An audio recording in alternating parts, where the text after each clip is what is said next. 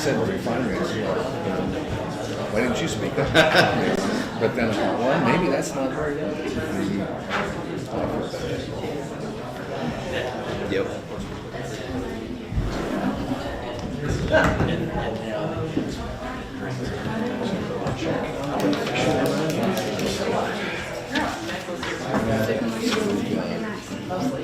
Monday night. Good. Did I make last? I didn't make last meeting. No. Neither did I.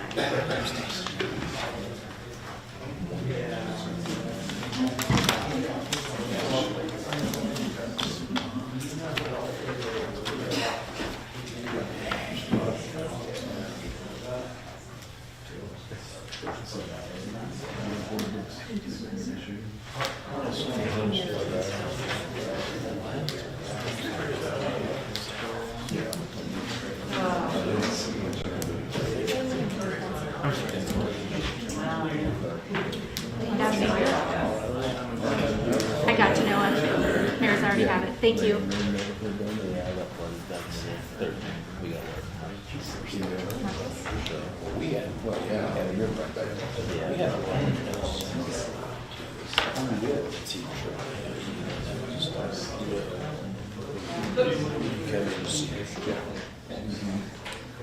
Goes underneath the culvert, kind of starts around. So this will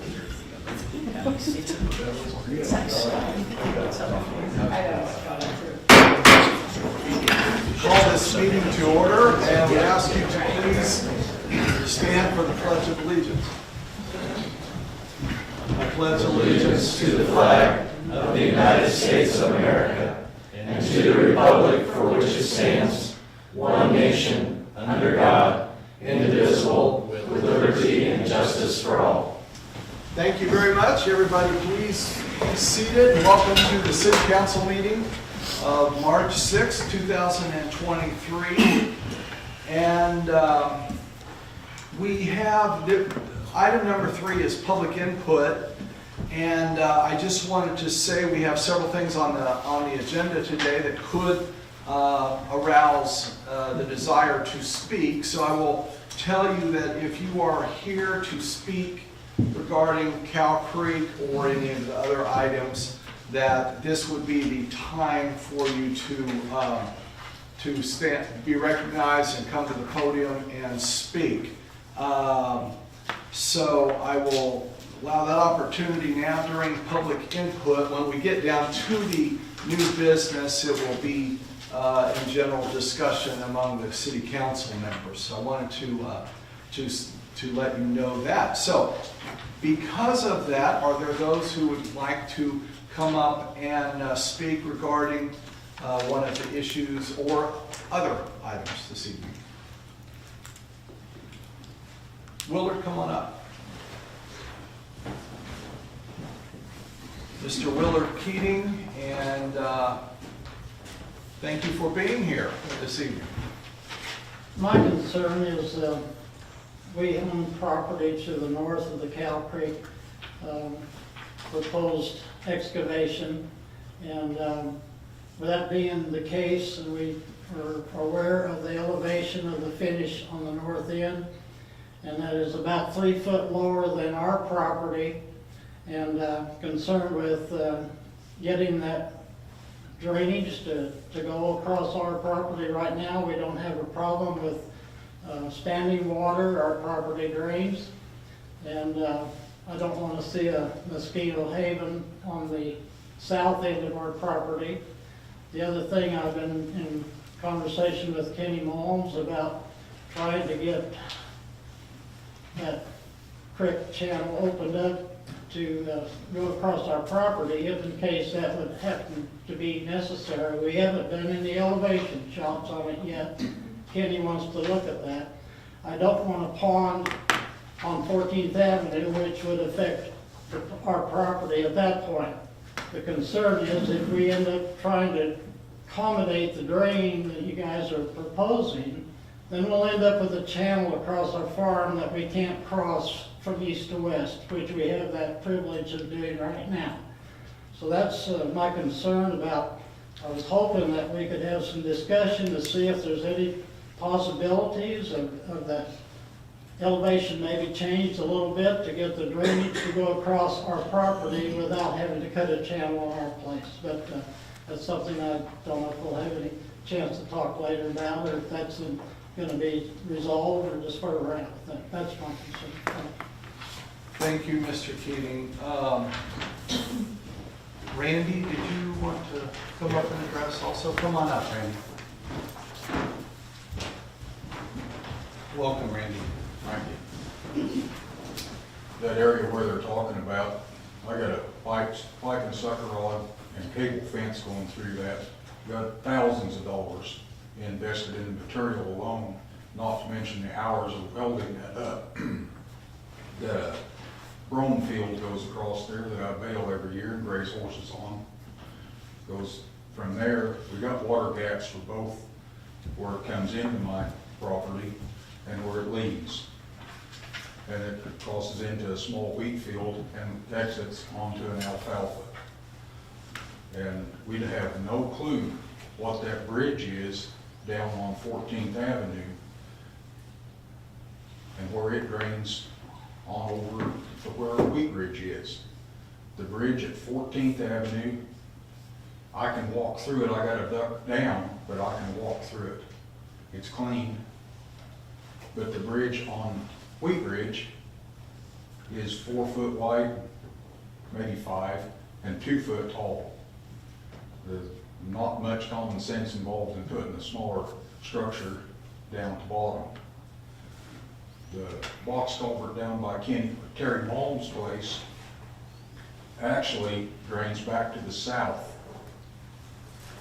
Don't know if that's due to settling, could very well be, but if it's not going to drain the way it's supposed to, what on earth are we going to spend all that money for? Right now, it's going to be 3 foot deep out, almost out in the township before it ever goes over, and it will back up clear past where Terry Malm lives, and it'll have 6 to 8 inches of water in the channel there. And I don't know why somebody would just assume that they can come through from the city and go out across private property without even talking to the people. And just lack of common sense, you need to find out where it's going to drain out there and work your way back in and involve the people that is affected in this, in the conversation, instead of having it just told that that's what we're going to be done to. The plan that Kenny Wall showed me is a 3 foot channel, 90 feet wide across my place. But yet you got a 20 foot bottom in town. So why on earth does it need to be 90 feet wide crossing my place? Talk about cutting a farm in half. You're not going to drive a combine or a swather across a 3 foot ditch. And just, it's real irritating that you seem to think that you're trying to help things out. Water doesn't stand on us. I don't want to stand on my neighbor down below or up above, where it's my property, where my fence starts. We got 2 more residents in the township. None of us knew anything about it. Just a total blindside affair. And I just think that's a pretty crappy deal. You couldn't have made a phone call and come out and talk to a person. That's just not right. You wouldn't like it if the township come in and run across your backyard, which we don't have the authority to. But the city doesn't have the authority to go out into the township either, and across private property. There's going to have to be some, you guys need to sit down and talk to people, and not some dadgum engineer. Sit down and talk to the people that are affected by it, that are on the property, pay the taxes. And about a lot better shape for right now. Thank you, Randy. Okay, are there others who wish to speak under public input at this time?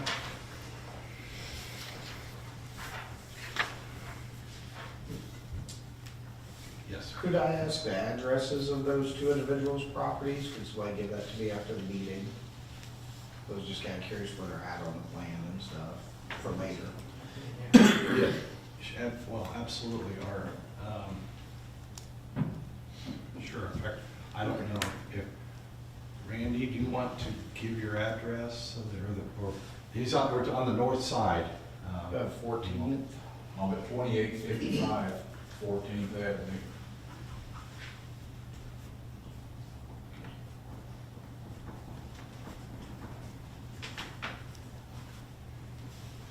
Okay, further questions? Okay, thank you, both Willard and Randy for being here this evening. We will now move on to item number 4, amendments to the agenda. Are there amendments this evening? There are not. Thank you. Move to item number 5. I just will make this very brief, but I wanted to, if you're like me and watch the record of our safety, Department of Safety, our police, our fire, our ambulance, and the many calls that they take.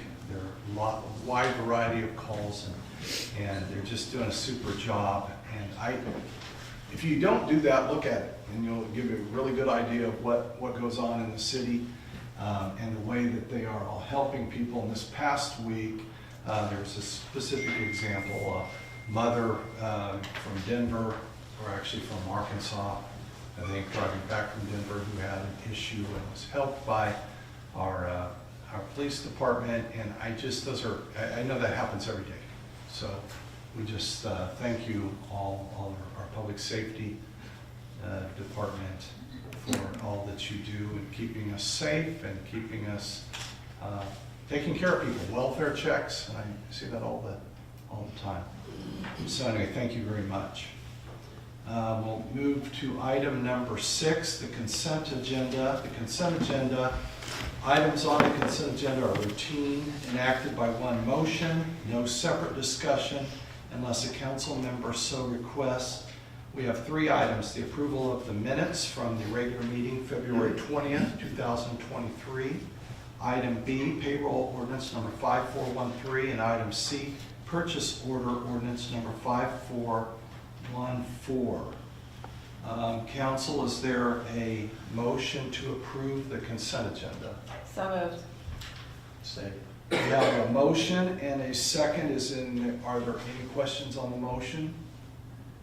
Seeing no questions on the motion, we'll have our city clerk, which it's good to have her back.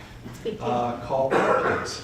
Council members Corwin, Abstain. Presley, Yes. Hebel, Yes. Bruce. Yes. Smith, Yes. Peterson, Yes. Vanderwijk, Yes. Gallant. Yes.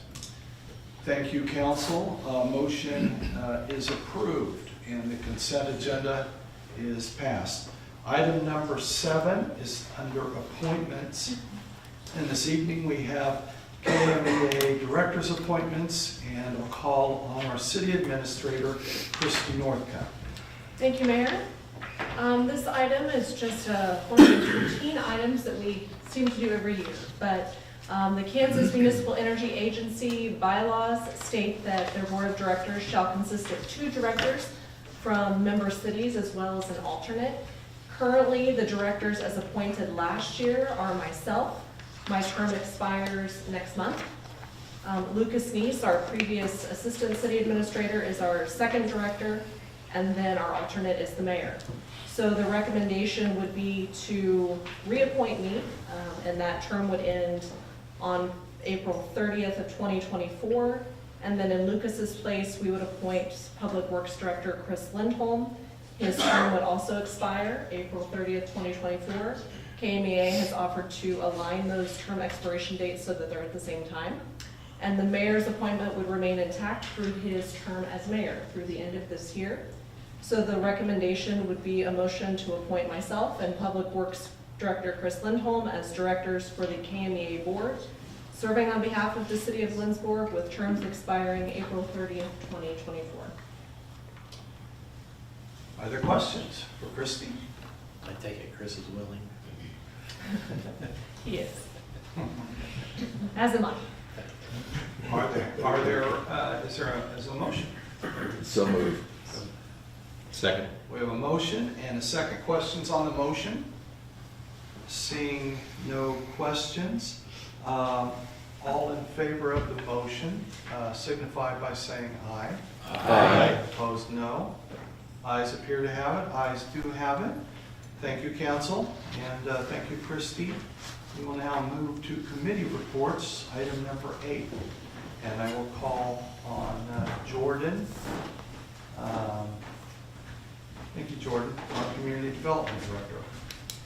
All right. Good evening, Mayor. Good evening, Council. The Planning Commission met on Tuesday, February 28th at 6 p.m. here in this room to discuss an application for rezone at 317 South First Street. The meeting took approximately 5 minutes. All residents within 200 feet were contacted, property owners. 21 days beforehand, there were no complaints. Given that this was a rezone from I-2 to R1 for our primary residence, Planning Commission decided to vote in favor of recommending a change in the zoning ordinance to rezone that property from industrial 2 to residential 1 for the purpose of building a home for a family in town who owns it. So now, right now, where we're at right now with that is we're in a 14-day protest period. So that's, given the timing of the 28th to now, that's why this isn't up for you all to decide on, but it will come before you next meeting. Are there questions for Jordan? Seeing no questions, thank you, Jordan. Okay, committee, we will now turn our attention to item number 9, old business. Is there old business this evening? Not this evening. Thank you.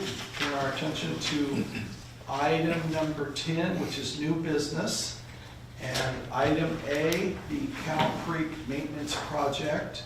And that is 2 parts, the filing of the easements and phase 1 bid. And then we call again on Jordan to speak on the Cow Creek Maintenance Project.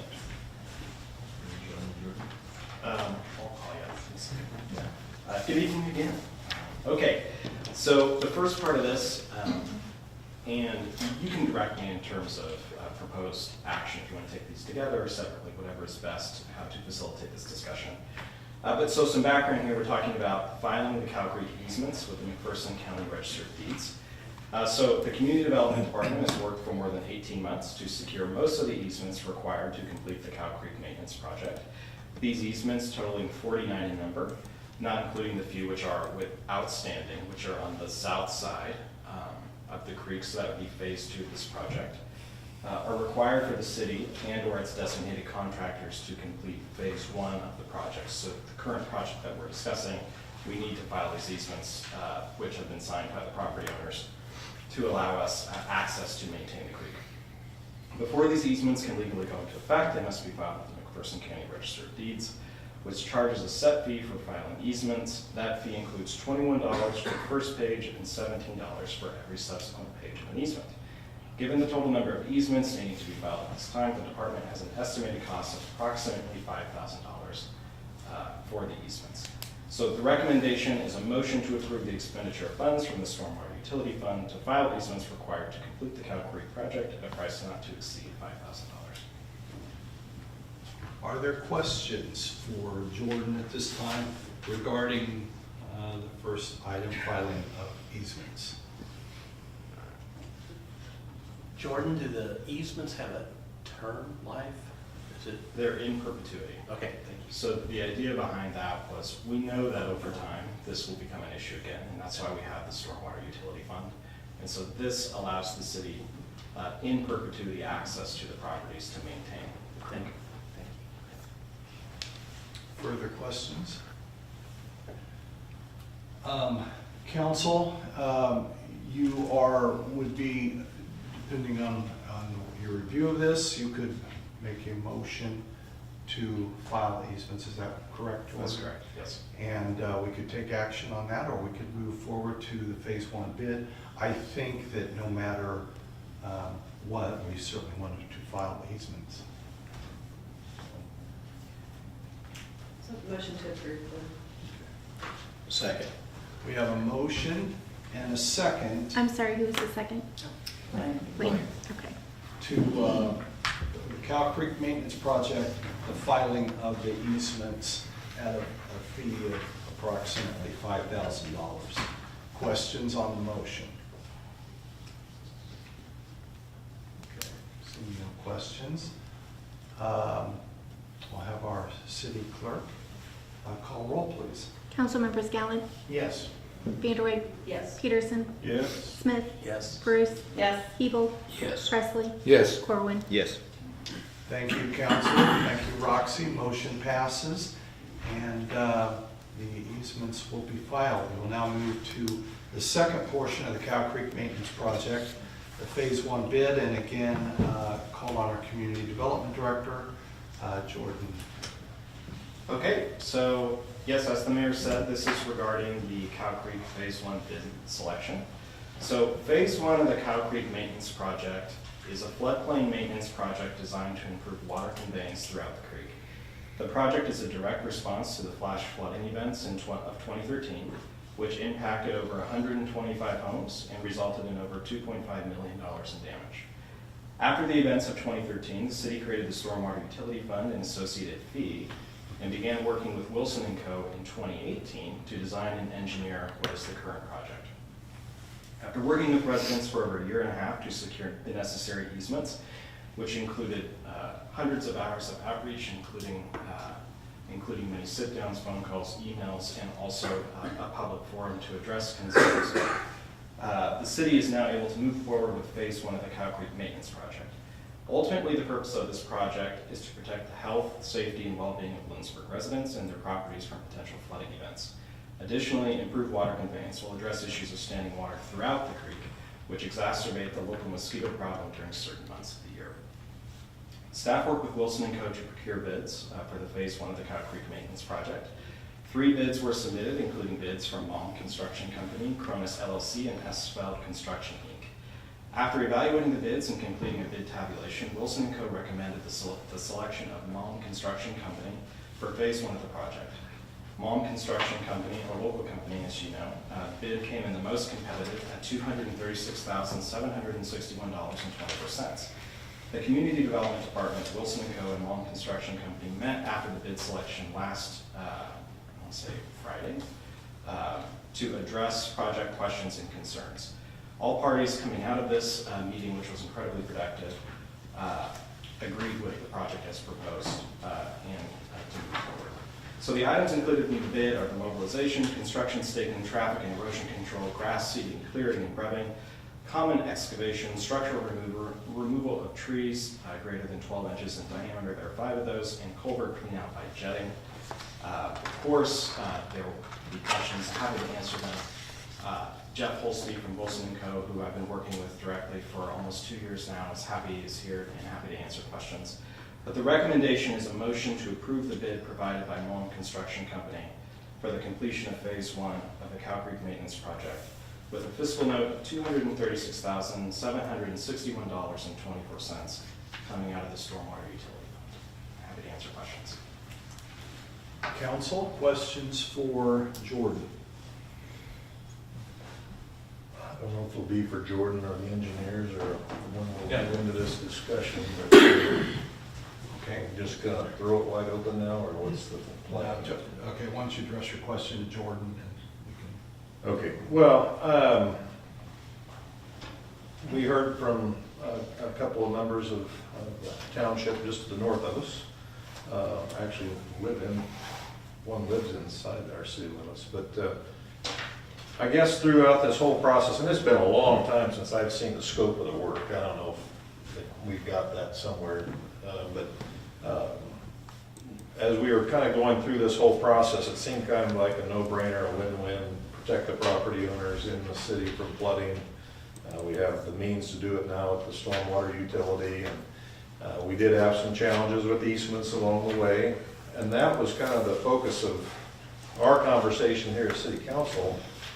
And I guess I never heard any conversation from the engineers or the city about the potential problem with the water just dead ending at the end of the city limits, and what's gonna happen there and what potential problems there could be.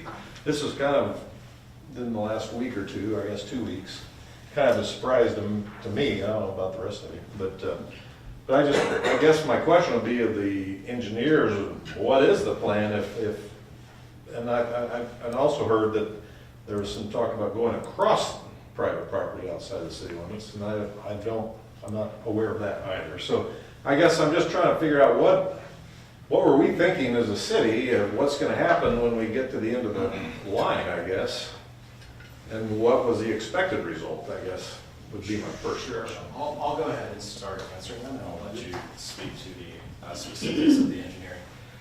So just to the second part of the question, which is going into private property outside of city limits as part of the plan, that is not part of the plan, just to correct that record. The city has no plans and has never had any plan of going into property outside of city limits, which is why we worked specifically with property owners inside city limits, but have been open to discussion throughout the process, including the public forum, which was held last March, I believe. So in terms of the ponding and pooling, which was discussed and how that was framed, I think maybe Jeff can speak to the actual engineering on that. Jeff, would you come up to the podium Yes. and then please go ahead and give us your name again. Yes, I will. Jeff Holste with Wilson and Company.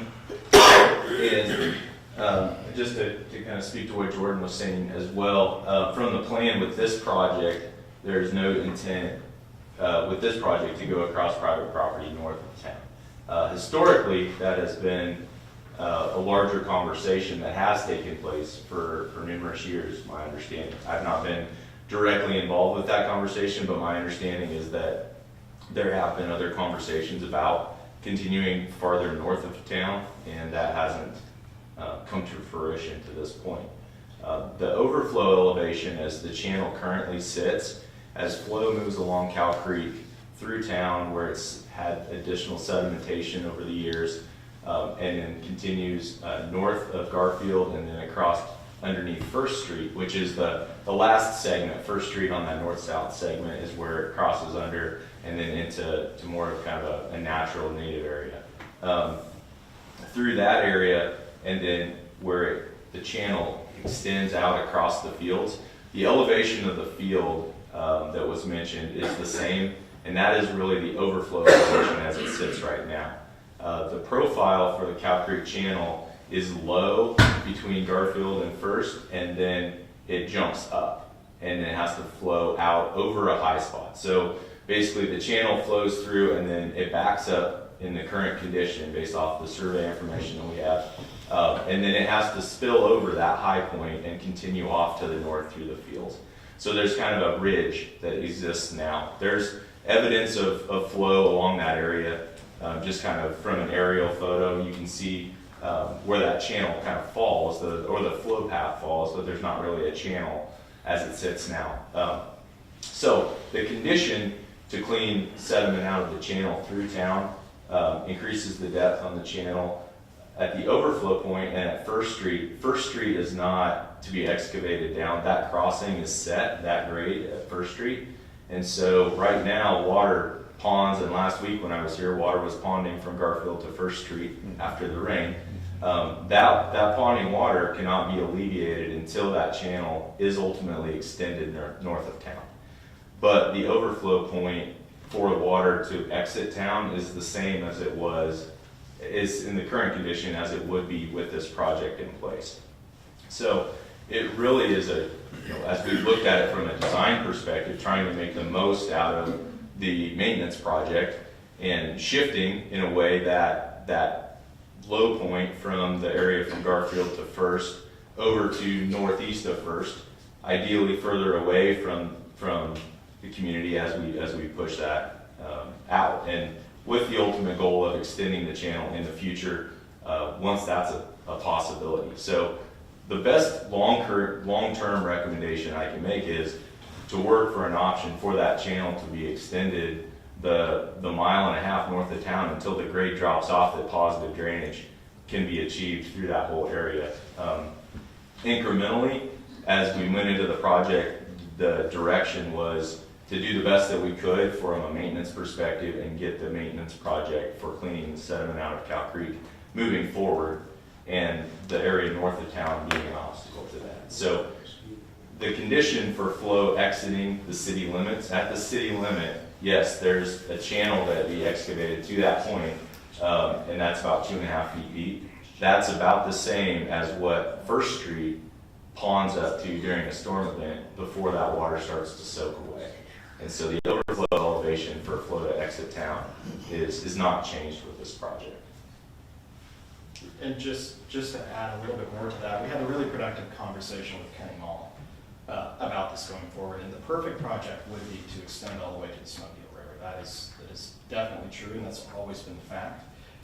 And one thing we were really excited about speaking with Kenny last week was the opportunity to start that conversation with the properties to the north. And I think from the city's perspective, because improving flood conveyance through town and all the way to the Smoky Hill River north would be beneficial to the health, well-being, and safety of property owners in town, I see no problem with discussing options for even cost sharing with the county or with property owners on something even outside of our jurisdiction to improve flood conveyance. So just to add a little bit there.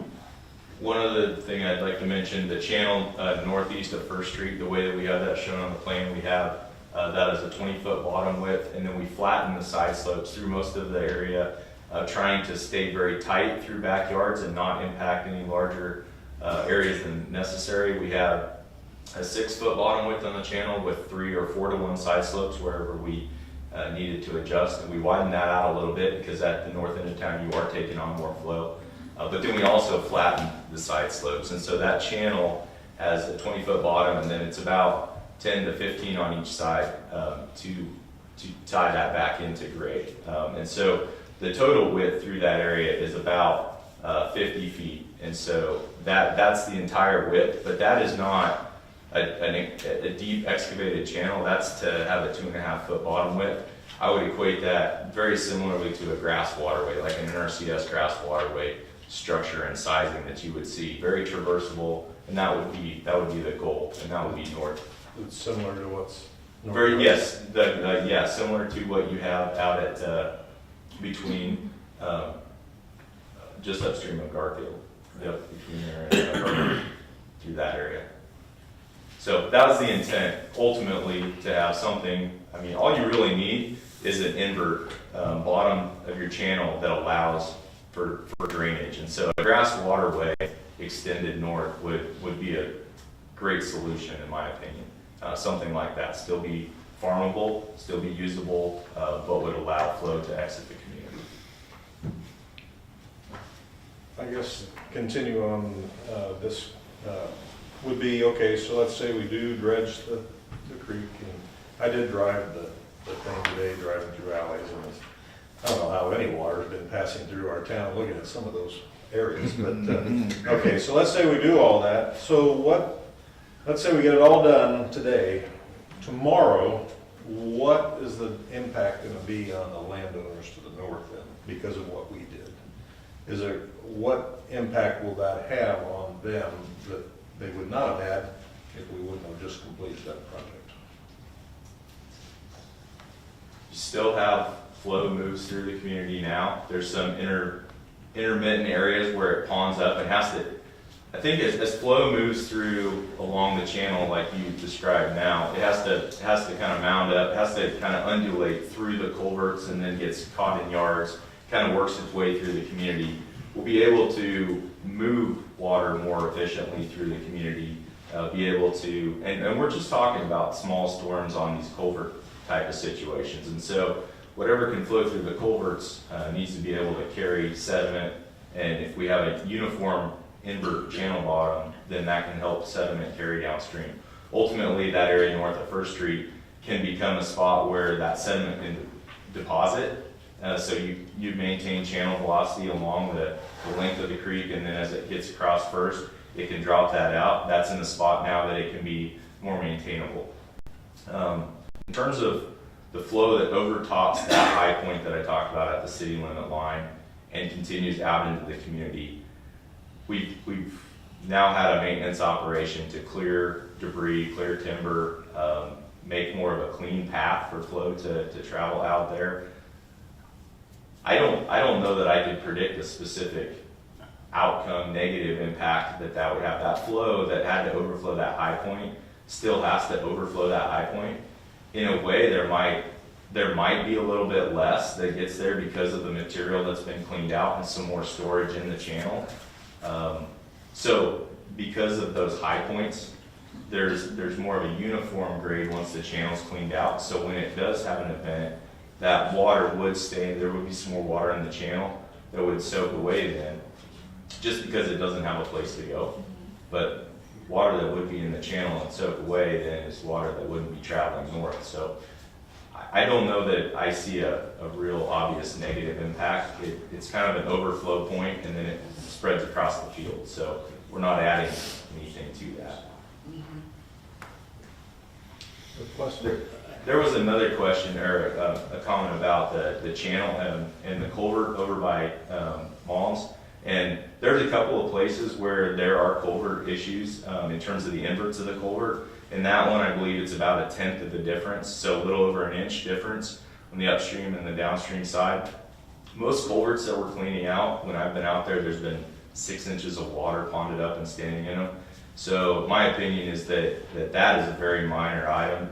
Certainly long-term from an improvement project to improve and expand that culvert could be on the agenda, but this is focus of this project was really to not get into structural hardscaping improvements, but to keep it to a maintenance-only project from a sediment removal. And so the hope is to clean all those culverts and provide a uniform channel invert to help that sediment keep moving. There will still be intermediate low spots. The channel is very, very flat just in the current conditions. So it would just take some grass clippings and have another puddle, that starts to form up in a pond. So it's more of a maintenance project to establish that. Further questions from council? Well, and just to be clear, the items that were discussed in terms of concerns about ditches in public properties outside of town, I mean, those are not a private property, I'm sorry. Yeah. I mean, those are not concerns that we need to be. That is not a part, I'm sorry, I don't speak. That is not a part of this project, but ultimately it's in the best interest of the city to work out a situation where that channel can be extended. What we've done is we've laid the invert of the channel out based on future potential for a channel invert to be extended more. And that really is where it could be extended in the future. But the current project is to do the most with what's available, and if there's a project or private work that happens in the near future on the north side of town to help extend the channel or put a grass waterway in or something like that, then that will be a benefit. And that will have to continue further north as available and as can be worked out to ultimately outfall. It's been an ongoing struggle for a lot of years, I think, and it's what's led to sedimentation through town.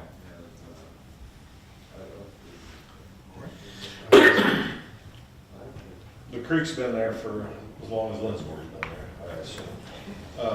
And the water's gonna keep coming, whether we want it to or not. I guess my question is, what other options are there? Or are there any options? The water's gotta go somewhere, and what else could we even consider, I guess would be my question.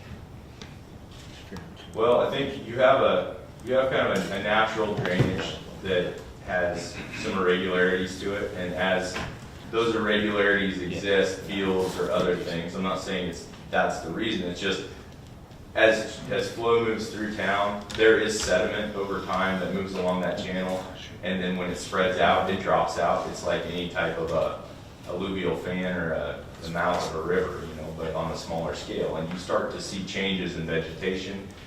Trees and other vegetation slow water down, spread it out. So as that happens, you just tend to see the ground in those areas raise over time just because of sedimentation.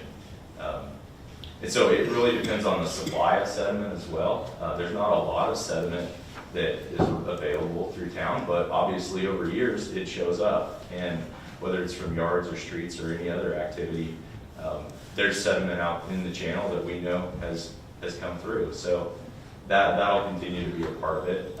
You have an opportunity to the north for a gravity drainage system if it can extend far enough out to the north of town to connect to other systems. So I think it's a maintenance operation to look at what practices have changed some of that drainage over the years.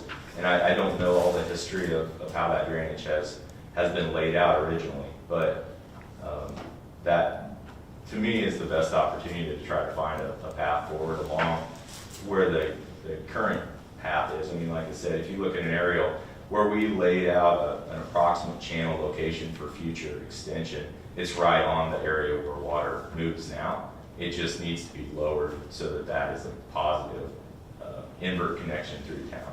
And First Street is the last crossing on the system, and we're not changing the inverts of any crossings.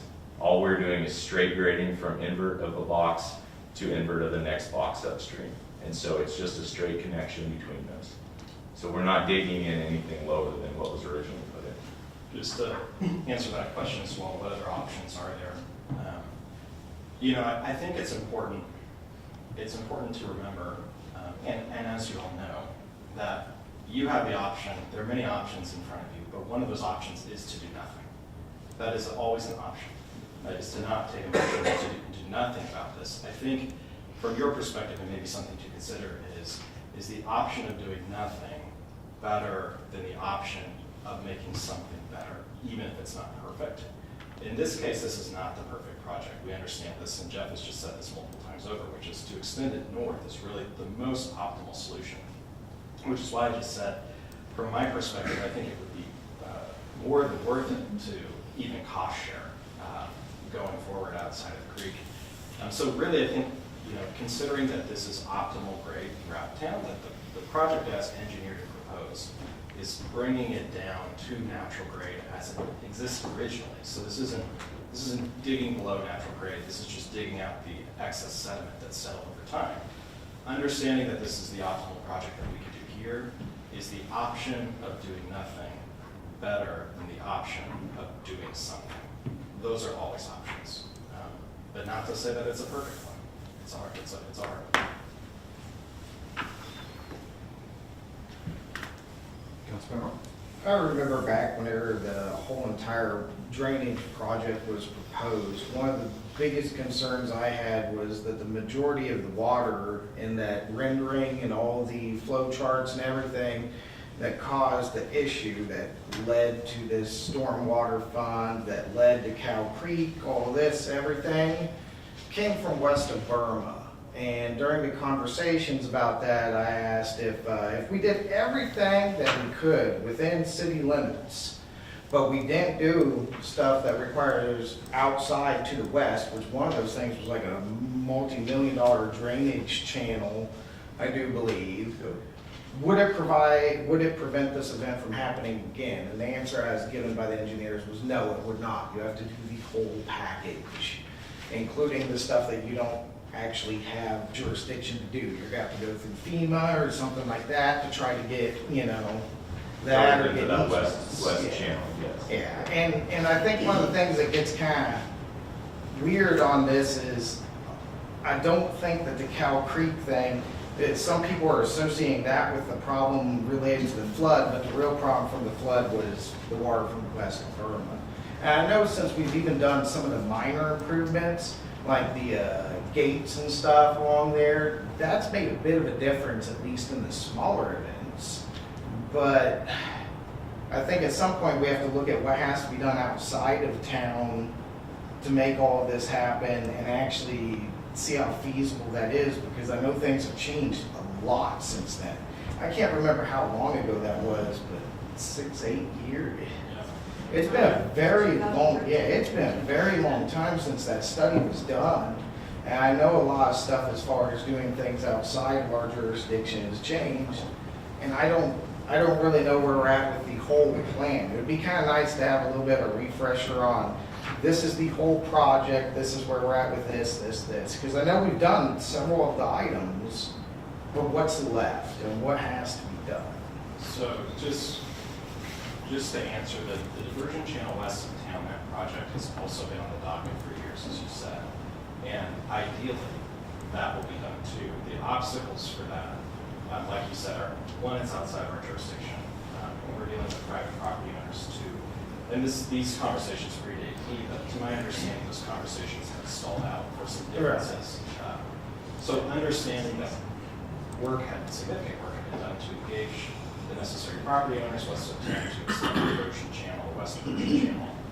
And knowing that those conversations had stalled out, my understanding is that this, again, predates me because this project's I inherited. I think it predates a lot of people. Yeah, is that the city made a decision to move forward with what we could move forward with, understanding that the best case scenarios are the things that you've mentioned, which is we still need to do that project west of town for, the best, possible solutions to floodplain management.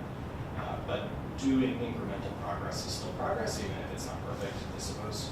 So I think that's why this happened first, is because a lot of conversation had happened, to my understanding, west of town. That had stalled out and reached an impasse, and so we started down this road because it was something that we could do and try. And so far, it's been, I'd say, pretty successful in terms of engaging folks. Well, and I agree, this has to be done either way in the sense of maintenance. It's a periodic thing. But at some point, I think there's been a little bit of like foresight or whatever you want to call it, that the whole project, the intent of it was to prevent that from happening again. And I feel like we've kind of come to a point where it's not really on the list anymore. I mean, It is. Okay, well, I'd be happy to do a study session again if you'd like. yeah, it might be a good idea to just kind of find out where we're at on, all this other stuff outside, because this is going to finish. It seems like you've got most of the easements. The next step's probably going to be looking at stuff outside of town, whether it's north of this project or out west. It may be best to just talk about it and figure out where we're at again. Jordan, back to this focus, the 236,000, how much of that is out of the storm utility fund that we've already collected? The entire amount. Oh, that's the entire amount. No, that's not the entire amount of the fund, but the entire amount would come from the fund. So, well, I know the entire amount would come from the fund, but how much is the fund raised? So How much is in the fund? This is what this project will cost. the fund balance is a little over 750,000. Okay. Correct. All right, that's what I was, thank you. Further questions? Council?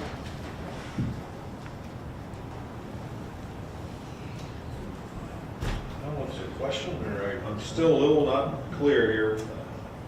That I wasn't part of the conversations with Malm Construction, but do you think, and not to bring the citizens into our conversation, but do you think that if Malms would talk to the adjacent landowners that maybe will feel better about all this, or is based on what the construction company said? Well, I'll say this, I cannot speak for the adjacent property owners who are here tonight. That's for them to speak to. My understanding from what Kenny relayed to us in this meeting is that he had more conversations with those property owners, and that there would be some productive movement potentially going forward to do some surveying necessary and to see what could be done. So I think from the perspective of conversation, from the totality of this project, since it has kind of been conceived since 2018, it's the furthest along that conversation has been able to go, from what I understand. So again, I'm relaying Kenny's conversations, so we're relaying multiple times here, but yeah, I would hope so. And I just want to clarify one, so the concern raised during the public input that a channel is going to be put on the property. That's what we've confirmed. That is not a part of this project. There will be no channel in this property that the folks spoke of in public. No change to any This of that. project does not cross that property. However, it will be in the city's best interest to work with those property owners in the Understood. future to extend it. Understood. It's across. part of the. It does not physically We touch their need to property. initiate or perpetuate conversations for the future, but point of fact, the vote that we're taking tonight has no perceived impact on that property, different from the current situation it has being adjacent to the outlet there at First and Garfield. I would say that yes, the physical, the property itself, there's no physical impact to the property from that perspective. The question was raised about mosquitoes in the area.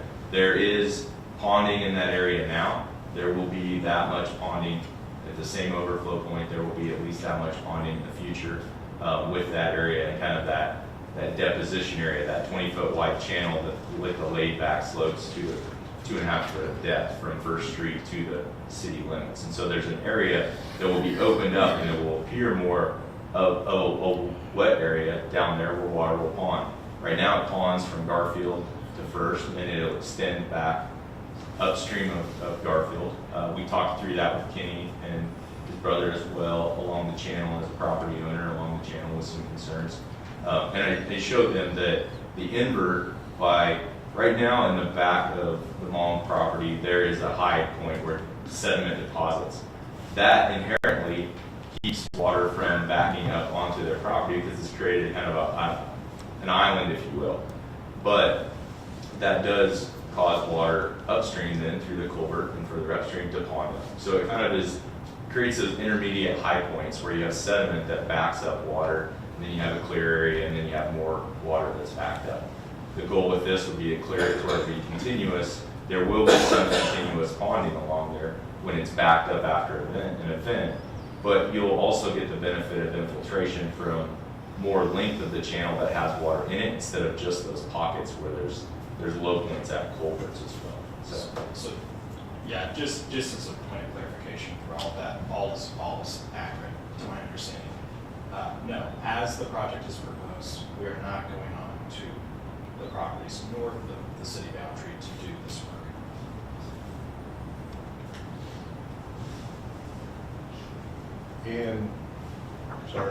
And you said the water flow wouldn't be substantially different than what it is today. The overflow elevation is the same. It's going to be more concentrated in an area because it's that channel from First Street to the city limit is the 20-foot wide channel bottom with flatter side slopes. I think 5 or 6 to 1 type of side slopes. So you're going to have more of a pool area that's visible down there. That pool area right now is visible from First to Garfield through the city's property there where there's a channel. Water stood there last week and it's soaked away now. When you're talking with Kenny, they felt also that there's a lot of sand through that area in the underlying portions. The hope would be for that to soak away quickly. If it's found to not soak away quickly, there's other options that could be looked at, like an infiltration type of a pit, things like that. That could be more coarse or sandy aggregates to help that soak away as an option. But there's water that ponds in that area now. It's going to be more visible in more of a structured setting. I mean, after an event, it's going to look like there's a pond there. It's just not going to be under trees and branches and trash like Right. it is right now. Yeah. I do have one more. Out of curiosity, just looking at that area north, obviously you start talking about a really wide, shallow area. Well, that's what you have to have in some cases if you can't make it lower all the way clear to the exit. Now, would it be better if you were able to secure all of that area clear along and make it narrower and deeper, or is it better to have it wider and shallower for those areas? Well, I think wider and shallower would function. Are you talking about within the city right now I'm talking or about future? outside. Like in the future, So theoretically, yada yada. the concern of traversability was mentioned tonight in terms of crossing it with equipment. I feel like if you're able to make it wider and shallower, more gradual, like a grass waterway, that is absolutely traversable in a lot of situations. You can cross it, you can hay the grass waterway, it can function to some benefits instead of just being an incised channel. It also controls erosion, gives it some stability, so you're not dealing with a steep bank that you have to deal with erosion on. So in the essence of keeping function in the future, kind of like on the area south of Garfield, keeping it a grass waterway where it can be maintained, because that can help control the invert rather than actively farming it or tilling it, but it still provides an agricultural benefit there for the Council, further questions?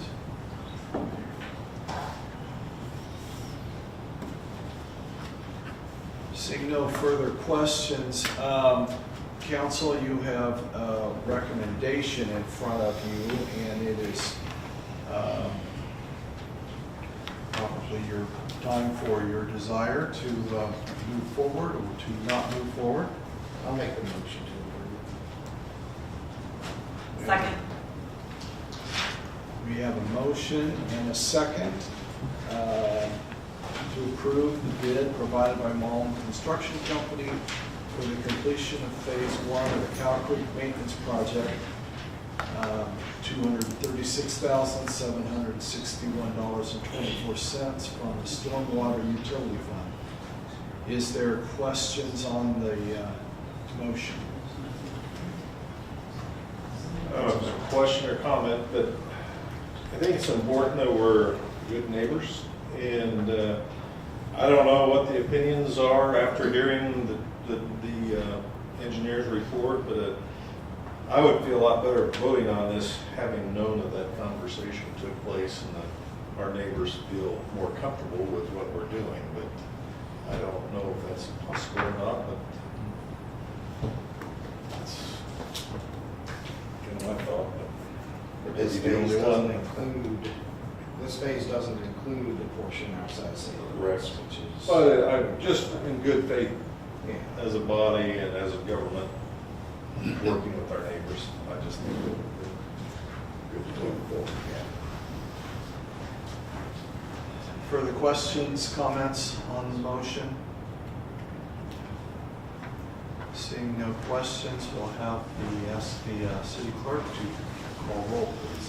Councilmember Smith, Yes. Bruce, Yes. Hebel, Yes. Presley, Yes. Corwin, Yes. Peterson, No. Vanderway, Yes. Gallant. Yes. Thank you, council. Motion passes. And thank you, Roxy.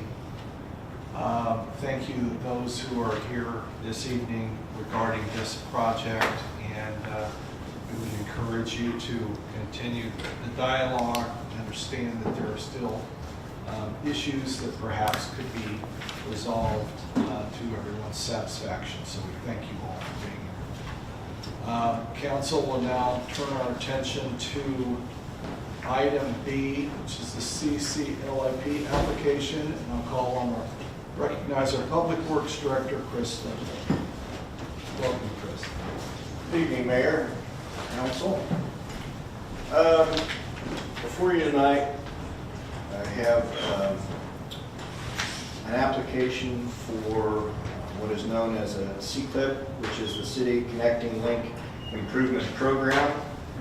That is a program through KDOT to fund projects within the corporate city limits of any state highway. That for Lindsborg is K4 from the west edge of town all the way to Main Street, and then over McPherson Street, and then north on Harrison and Cole Street. CCLIPS projects have been used before within the city. 2 years ago, we did K4 on the west edge of town and did a mill and overlay. McPherson Street was done, at that time, what was known as a clink program. And I don't recall how Harrison Cole was done originally in 2000 or in the early 90s. But we have the opportunity to do some work, again, utilizing those funds. We've had numerous discussions on Harrison and Cole Street. That was done, like I said, in the early 90s. There were a lot of problems because 93 was a very, very, very, very wet year and caused all kinds of issues with that project. Plus, there was also some aggregate issues. If you notice the problems that happened on interstate between here and Salina, much a similar situation caused by aggregate issues. So we've looked at ways that we can fix that. That problem is not anything that's going to go away. It's going to continue to get worse over wet years or hard winters. Those problems will be exacerbated, and simply trying to patch and repair is never going to get it to a good, stable condition. We talked about doing a milling and resurfacing. The aggregate problem is still in the concrete, and it's still there, so it's not going to go away. So this is about our best option to take care of that. We originally looked at the whole Harrison and Cole, but Cole Street really is in pretty decent shape. And when we started figuring the funding, that drastically reduced our options as well. Michael Kramer is here from Wilson and Company. And I'm going to let him kind of go through the project and some of the funding mechanisms and how that will work. He's been working with us on this project and is working to complete the application if you approve that this evening. And that will begin the process. Eclipse project is a very long project. It takes a while to get through the funding, and if it's accepted, we are trying to set up a meeting with KDOT as well to get their feel for it, to learn a lot more from that. But I'll let Michael. Chris, let me ask you this: are we? You're asking for the submission of an application for a grant? Correct. And if we want to talk about the entire project, we certainly can. But is that important that we do that this evening? I will leave that up to you. If you have questions on the project or what it would involve, I mean, this will come back before you again as the project evolves. This is not the only time you will see this. But it is a detailed process. That's why, if you want to hear what's involved, I'm more than happy to. Council. The engineer's here, should we hear from him? All right. Okay, thank you, Chris. Come on up and introduce yourself, please. Good evening, Michael Kramer with Wilson and Company. I'll try and keep it brief and give you an update. I think Chris went over what the program is for. So KDOT recognizes that the cities have a hard time maintaining their roadways.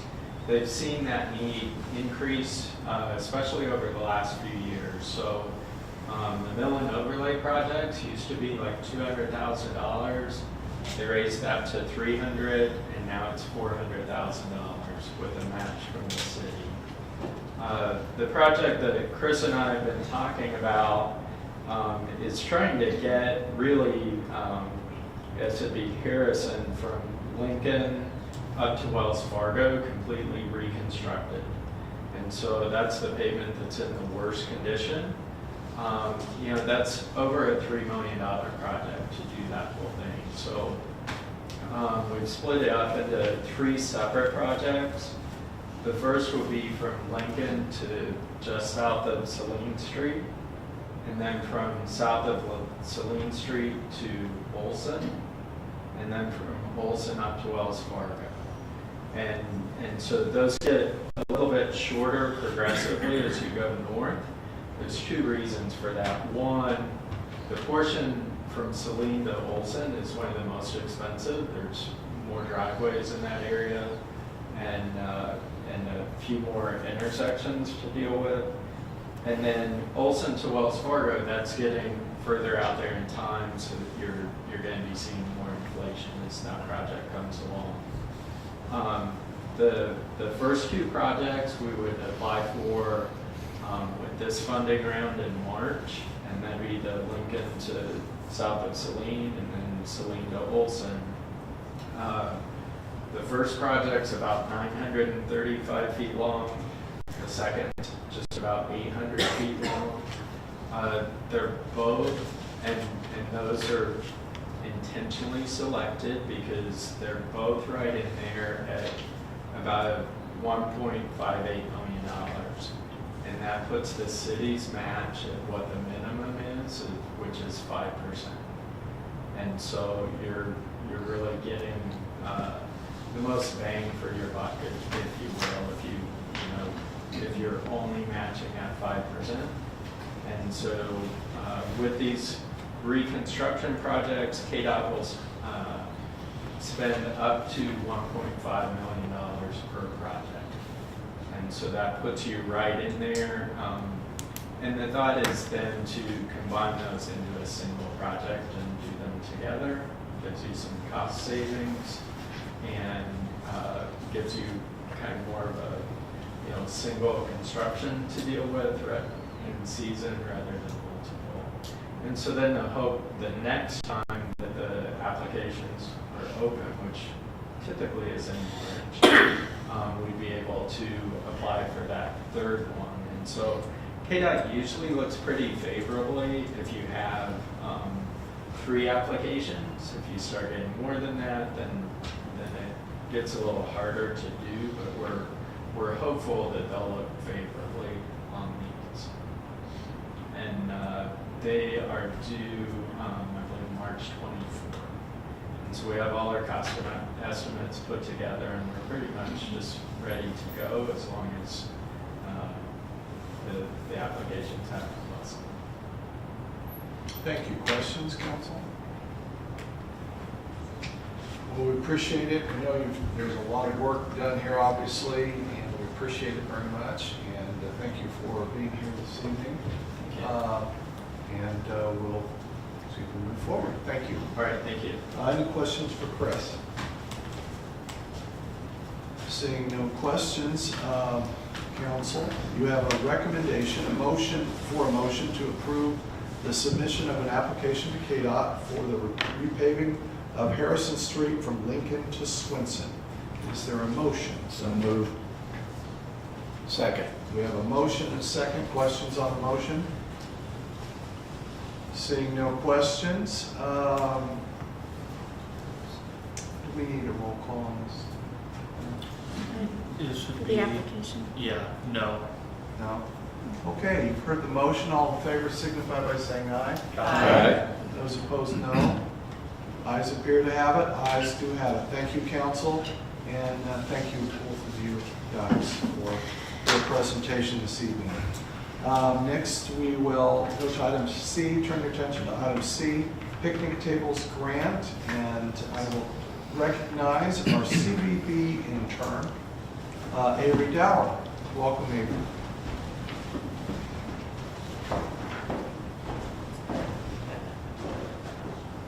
Good evening, Mayor, and good evening, Council. My name is Avery Dower. I'm the intern at the CBB from the college.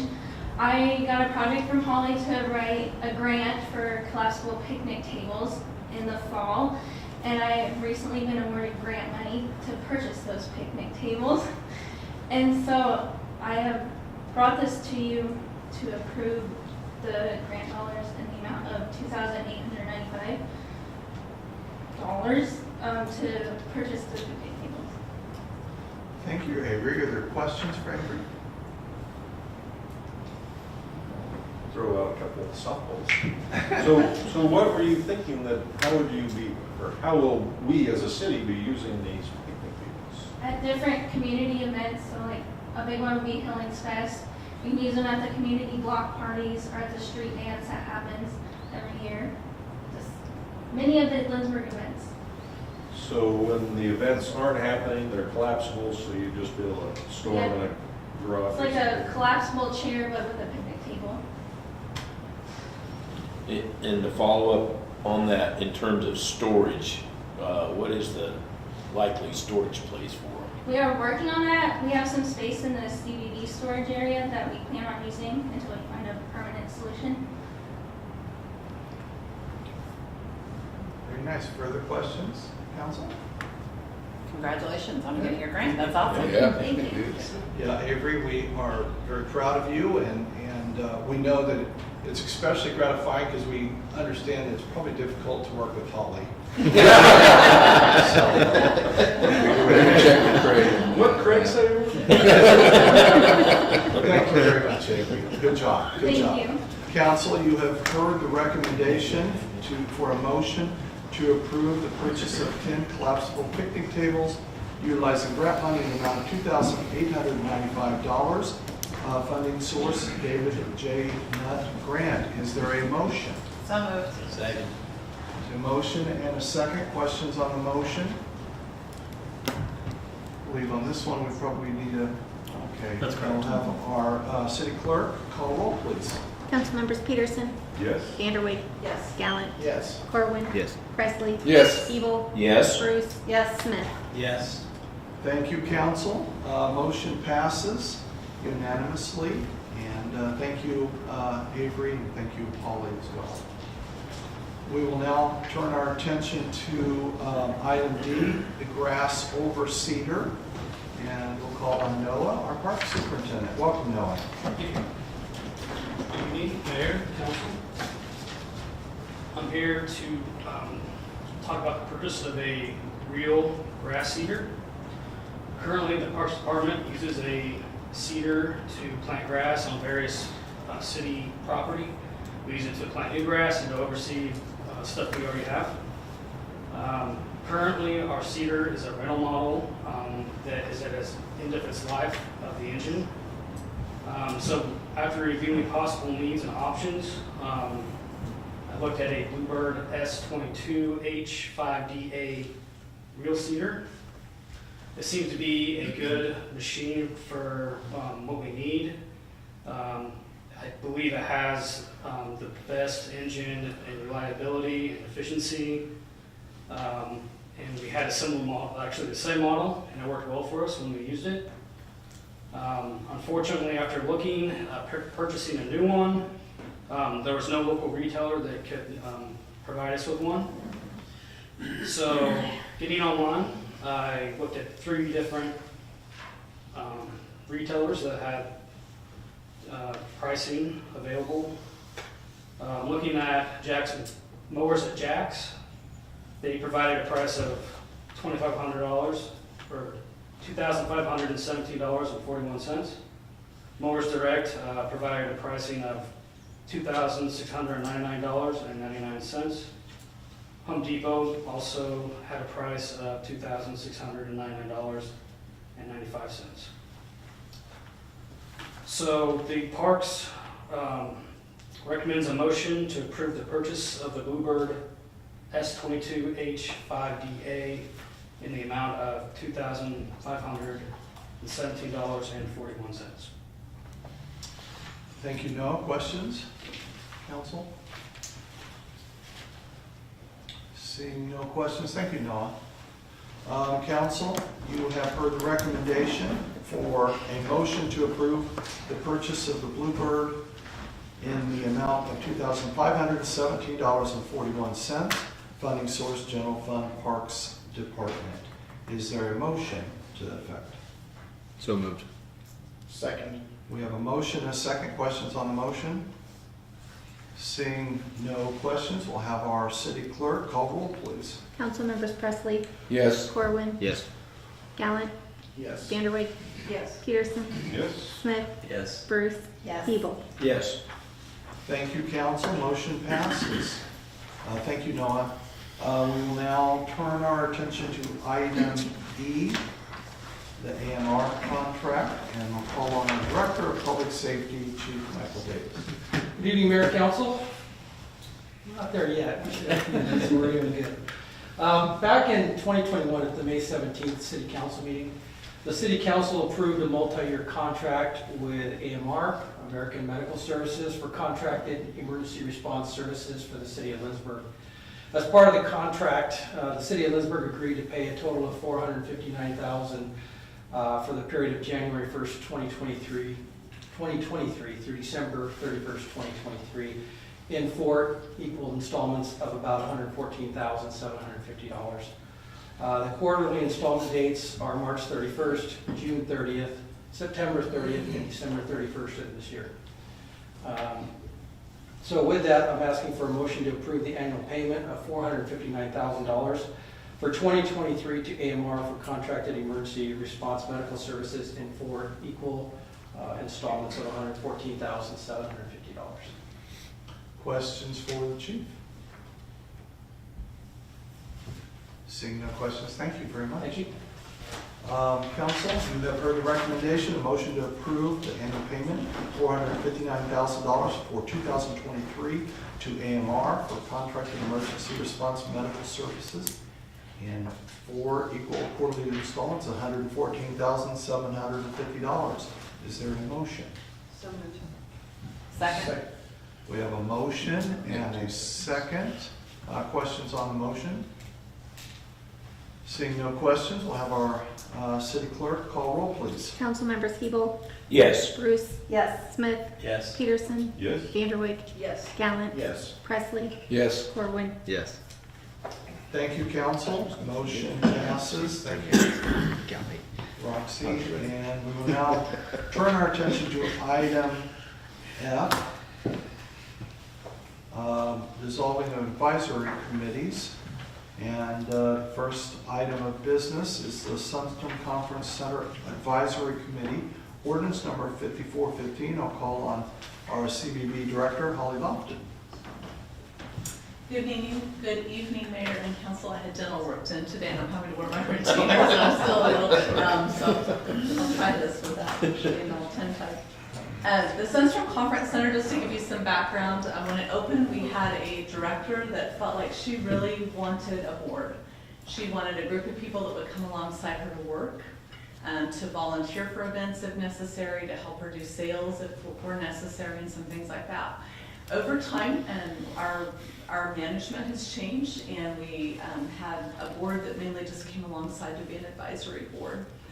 We tried to fill that board with individuals from the community that had different areas of expertise, be it from maybe their own event planning to maybe they just had good connections in the community because they've been here a long time, just some different things like that, good financial sense. We have found it to be very difficult to fill this board and to get people to attend meetings consistently just because of the nature of people being busy and involved in a lot of things. We have had good management. We have, I think, a little bit better handle on the needs of the conference center as we've managed it for now 10 years. Can you believe that? It's 10 years this fall. So we are looking to dissolve this board, just seeing that it's possibly not necessary. The CBB board does get a report on what's going on with the Sunstone Conference Center as we meet every month. So that does happen, and of course we report to you ultimately for how we're doing, and of course to city administration. Questions for Holly? Maybe comment. I was on the very first advisory board, and there was a little struggle back in those days, but I think it was mainly, I think it's a lesson for any advisory board we have in the city or other places, is we were asked to meet and we would have our recommendations, but they were just suggestions, and it was like they didn't have any clout. It was like, usually it just got dismissed, so people would quickly say, why am I even coming to the meeting if my opinion doesn't mean anything? And I think that was a large part of why we couldn't get anybody to serve. But anyway, I like it when we can create ownership in our buildings and events here, and I think this was an attempt to do that, but if it's not working, I understand, but I kind of hate to see it go. I think that's a struggle sometimes with volunteer committees because Chad Moore was here earlier tonight. I think he's maybe snuck out, but he serves on the CBB board. It's an advisory board. You can tell me what you would like for me to do. You can give me great suggestions and ideas. But ultimately, again, I come back to this body that governs Enterprise City Administration for what I can do. And so at the end of the day, you're making decisions based upon finances and upon a bigger picture than sometimes and my board might entirely understand, although I have an exceptional board, and I have always had an exceptional board. I feel like in the time that I've been in my job, over 10 years, I have never had a board that I have had conflict with or has had conflict with each other. I've been really fortunate in that we work well together, but that can be difficult, and I know even my own board at times has said, this is frustrating because we don't make decisions because ultimately I can bring back their suggestions, but then someone else makes that final decision because they have to see how that fits in with everything else. So, and that's your job as elected officials. I always love to be on an advisory board because I'm very happy to give my opinion. So you can take it or leave it, but always happy to share. I'll keep that in mind. Further questions? Well, I would just add a comment. I mean, I share Corey's prioritization for, an opportunity for people to contribute and stuff, but I also appreciate simplification and if it's not serving a purpose, I'm glad we took the time to take a look at it and, go a different direction for another route. It was very, very important to our first manager this year. I mean, I can working see. board. Well, and I think when And that was not a the very board's controversial idea. topic. It was a good idea at that time for sure to have rally around the board, but I think it is good that we're taking the time to reevaluate as things change. Well, while I express that little opinion, I fully trust your recommendation in the CBB, so I'm not against this, but I think hate to see it go when we well. have maybe two people come to meetings regularly, it makes it very difficult to feel like you have a body of people who are coming together to share opinions and thoughts, that are equal. I guess that you have a lot of input. It's when you have a group of 6 or 8 people that come together consistently, I think you have a lot more variety of opinions and thoughts on things, and it helps you be a little bit better balanced, probably.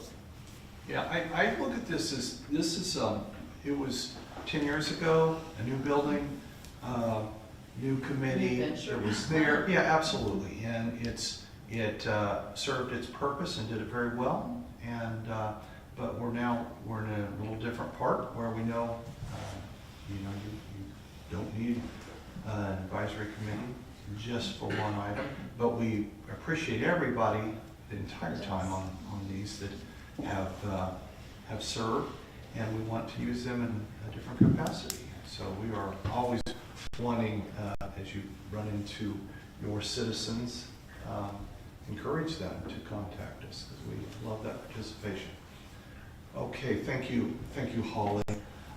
Council, we have an ordinance in front of you, 415. Do we need a motion to pass the ordinance? Yes, we do. So, is there a motion? So moved. We have a motion. Second. We have a motion, and a second. Questions on the motion to pass ordinance number 5415?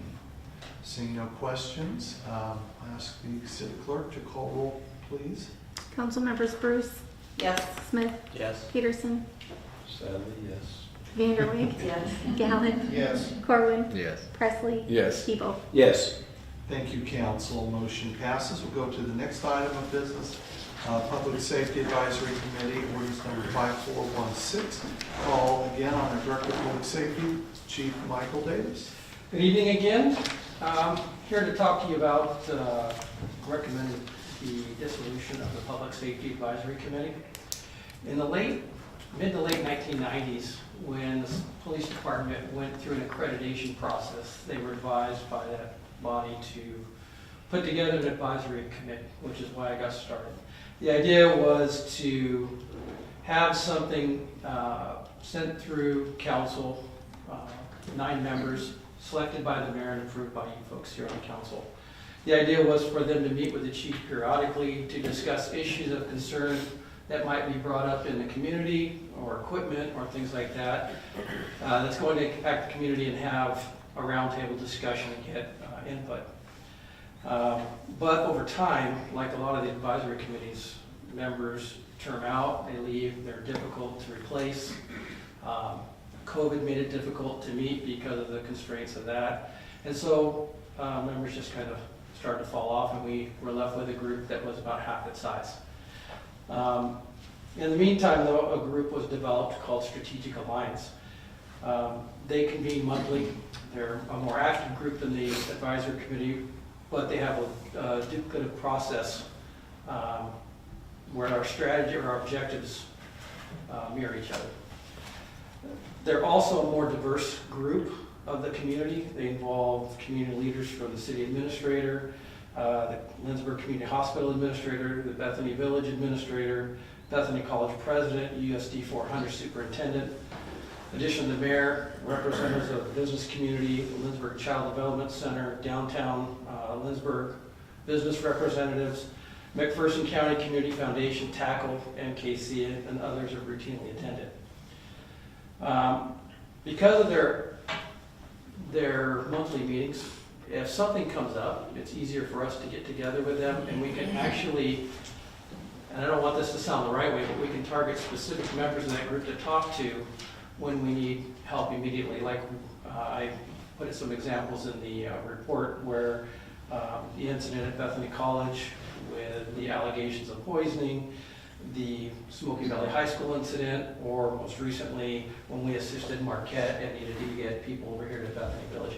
We were able to reach out and talk to folks that are in Strategic Alliance quickly to get input and help from them. So rather than having two bodies that are basically doing the same thing and one that is being regularly attended and the other not, it just seems to make sense to reduce it down to one so we're not burdening the volunteers we currently have.